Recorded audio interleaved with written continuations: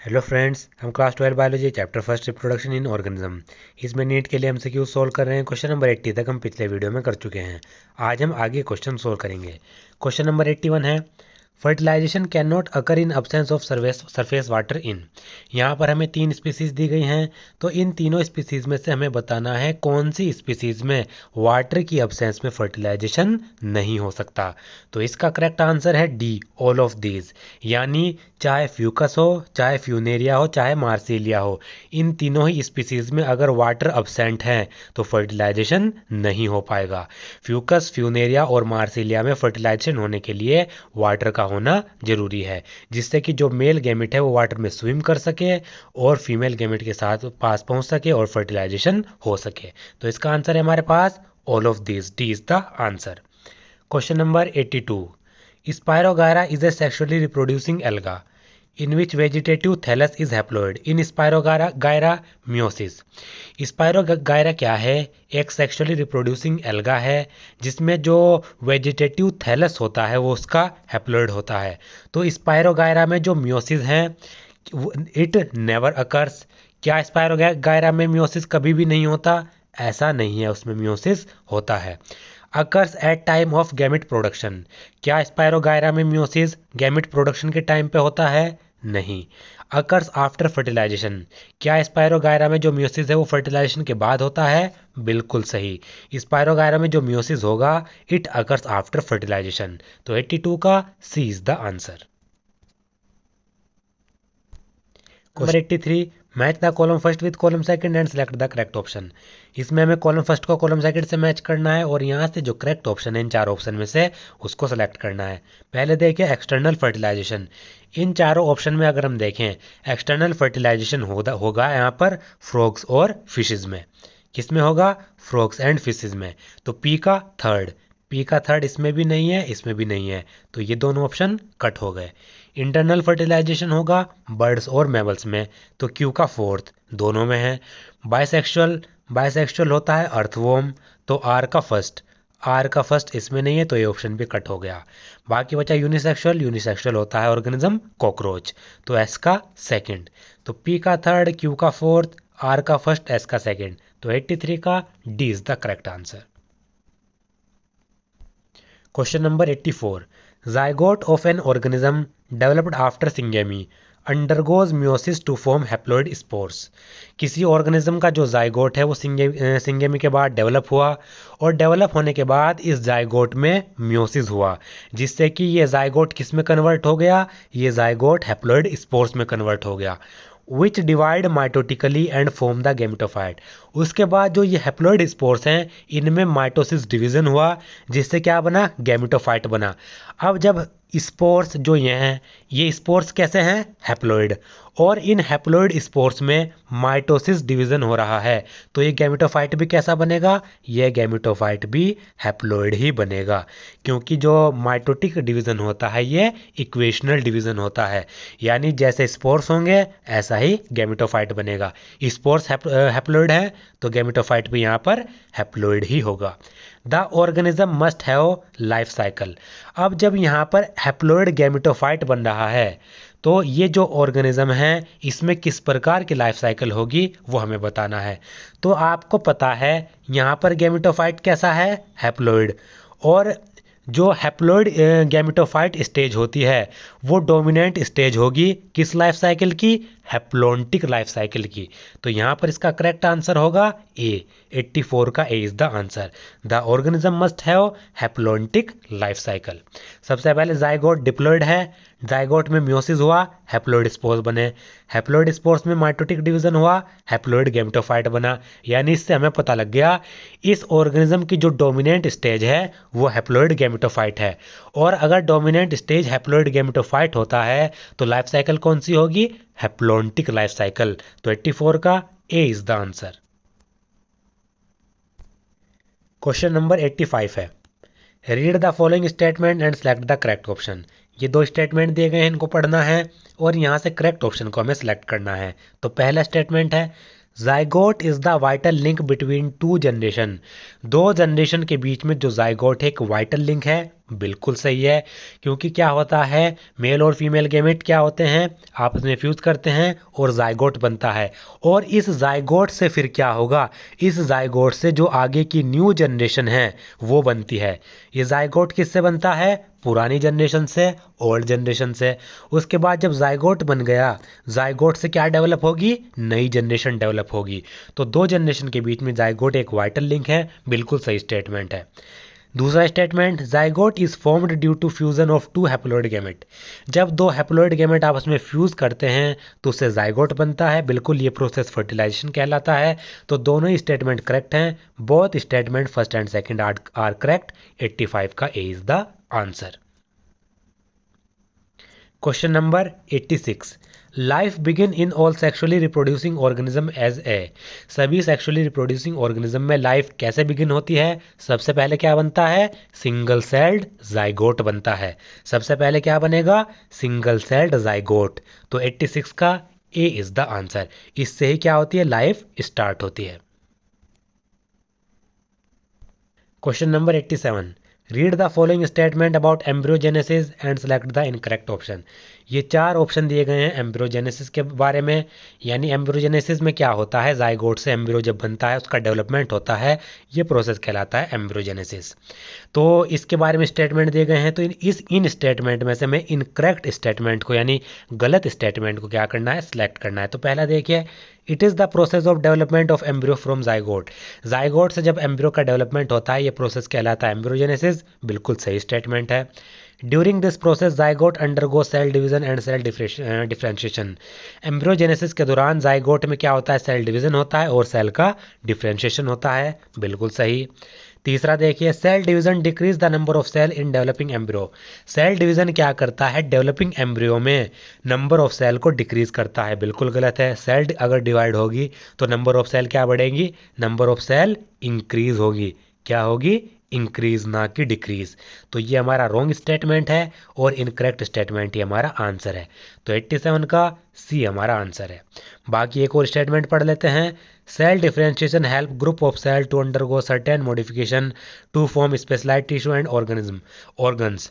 Cell differentiation में क्या होता है, सेल्स के जो ग्रुप होते हैं उनमें कुछ मॉडिफिकेशन होते हैं जिससे वो स्पेशल टिश्यू बना लेती हैं और स्पेशलाइज्ड ऑर्गन बना लेते हैं, बिल्कुल सही है। तो सी इसमें रॉन्ग स्टेटमेंट है और ये हमारा आंसर है। Question number 88, which of the following is not correct regarding sexual reproduction. यहाँ पर चार हमें स्टेटमेंट दिए गए हैं, तो इनमें से कौन सा सेक्सुअल रिप्रोडक्शन के बारे में करेक्ट स्टेटमेंट नहीं है। पहला, it is usually biparental. Sexual reproduction में दो पेरेंट इन्वॉल्व होते हैं, बिल्कुल सही। Gametes are always formed. Sexual reproduction में गैमेट्स हमेशा बनते हैं, बिल्कुल सही। गैमेट का फॉर्मेशन तो होता ही है। It is a slow process, ये एक स्लो प्रोसेस है, बिल्कुल स्लो प्रोसेस है। It involves only mitosis. Sexual reproduction में सिर्फ माइटोसिस होता है, ऐसा नहीं है, माइटोसिस और मियोसिस दोनों होते हैं। तो ये हमारा इनकरेक्ट स्टेटमेंट है और ये हमारा आंसर है। तो 88 का D is the answer. Question number 89, of spring of oviparous animals. सबसे पहले हमें पता होना चाहिए ओविपेरस एनिमल्स क्या होते हैं। ओविपेरस एनिमल्स वह एनिमल्स होते हैं जो एग ले करते हैं और इनमें जो एम्ब्रियो का डेवलपमेंट होता है वो मदर के आउटसाइड होता है। तो जो ओविपेरस एनिमल्स के जो ऑफ स्प्रिंग होते हैं are at greater risk of survival as compare to those of viviparous animal because.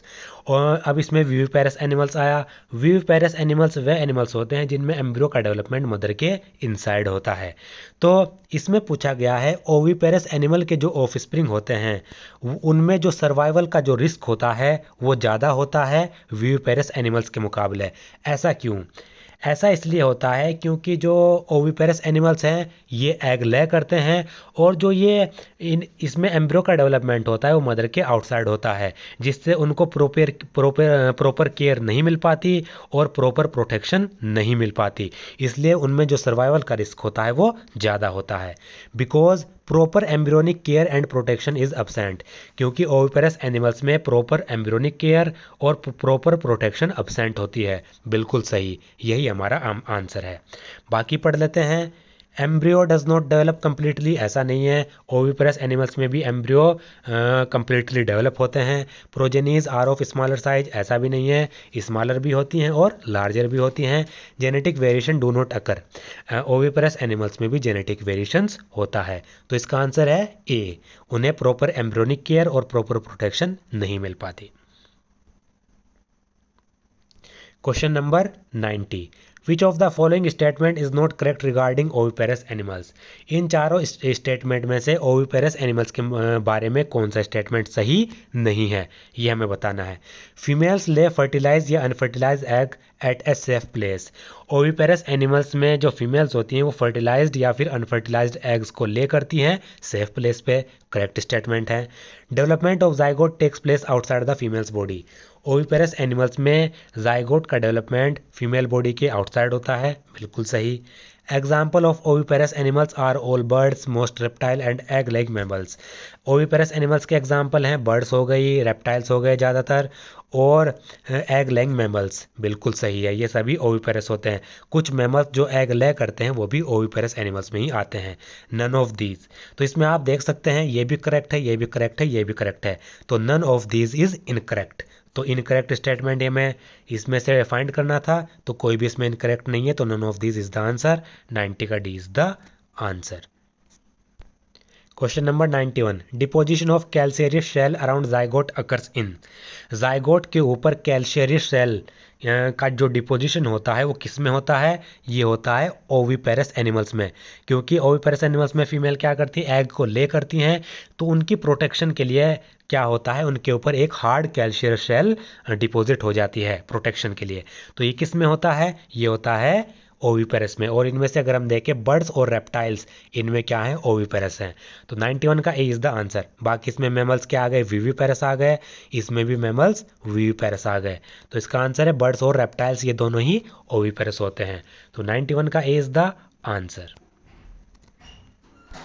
Question number 92, read the following statement and select the correct option, दोनों स्टेटमेंट को रीड करना है और correct option को select करना है। पहला देखिए, viviparous animals give better protection to their offspring, viviparous animals अपने ऑफस्प्रिंग को बेटर प्रोटेक्शन देते हैं, बिल्कुल सही, क्योंकि एम्ब्रियो का डेवलपमेंट इसमें मदर के इनसाइड होता है, बिल्कुल सही।